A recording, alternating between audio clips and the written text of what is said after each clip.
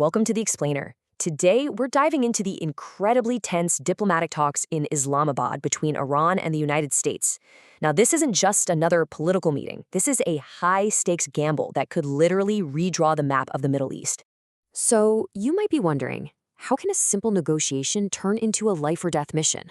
Well, to really get the gravity of the situation, you have to understand the powerful, silent message Iran's team sent before anyone even said hello. For them, this wasn't just about politics. It was deeply, deeply personal. And that message? It all started with an empty seat, a really powerful act of symbolism and defiance that was designed to frame the entire negotiation before it even began. You see, every little detail here was just meticulously planned. The delegation actually named itself Mineb 16-8 to honor schoolgirls who were killed in a bombing. On the plane over, they placed photos of those girls on the empty seats. The negotiators even wore lapel pins shaped like their school bags. The message to the Americans was crystal clear. We are not coming here as a defeated nation. We are equals, and we are carrying the human cost of this conflict into the room with us. So, who exactly were the men Iran sent to deliver this message? Well, this wasn't just any diplomatic team. They sent a delegation that represented the entire spectrum of their power, from military might to political savvy. You've got two main guys leading the charge. First, Bakr Kalabofa. He's a former commander in the Islamic Revolutionary Guard Corps, a real hardliner, and now the Speaker of Parliament. Then you have Abbas Arachi, the seasoned diplomat who was a key player in the 2015 nuclear deal. So you've got this mix of military muscle and diplomatic experience. And they brought a massive team of experts with them.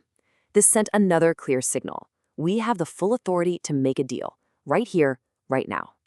And this quote from Kalabov, it just perfectly sums up their entire mindset. They were basically saying, look, we hope this works, but we are absolutely ready for a fight if it doesn't. It was this dual-track approach. Talk peace, but prepare for war. And get this, Iran wasn't just showing up to chat. They came with a list of demands that had to be met before the real talks could even start. They wanted a complete ceasefire in Lebanon and the release of all their assets that had been frozen by sanctions. It was a massive power play, designed to show they were the ones in a position of strength. Okay, so that's the Iranian side. Let's flip the coin and look at the American team. Leading the charge for the U.S. was the young, ambitious Vice President J.D. Vance. And for him, this was more than just a negotiation. It was the test of his entire career. I mean, just look at this timeline. At only 41 years old, Vance's rise has been nothing short of meteoric. From best-selling author to vice president in under a decade? Wow. And now, these talks in Islamabad were his biggest moment yet on the world stage. If he could pull this off, it would cement his legacy and maybe even pave his way to the presidency. But here's where things get really interesting. While the Iranians came as this large, unified force with total authority, the American team was, well, a whole different story. Reports were describing a U.S. delegation that was split into factions, dealing with conflicting messages and demands coming straight from the White House. And not division, it created this huge problem for Vance. According to reports, just as he was heading to Islamabad, the White House completely shifted the goalposts. Suddenly, the demand was for a total end to Iran's uranium enrichment, a much, much harder line than what was on the table just weeks earlier. It put Vance in an incredibly tough spot. Okay, so you have these two teams in Islamabad, tensions are sky high, but there was another problem, a really deadly one. The Iranian negotiators were reportedly on an Israeli hit list, and there were very real fears of assassination. So how did Pakistan, the host nation, make sure everyone stayed safe? And we're not talking about some abstract possibility here. The threat was very, very real, especially given the history of this conflict. So what Pakistan did next? Absolutely brilliant.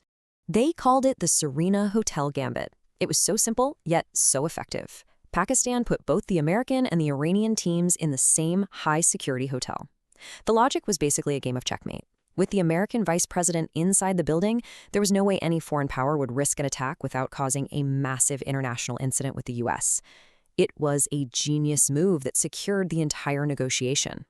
So the players are in place. The stage is secure.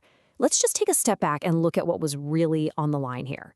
This wasn't about one issue. This was about decades of conflict all coming to a head. For Iran, this was about ending over 30 years of absolutely crippling economic sanctions. sanctions that were designed to completely isolate them from the rest of the world. And for the rest of the world, this was about pulling back from the brink. Remember, these talks came after 40 straight days of intense military conflict that had brought the entire region to the edge of an all-out war.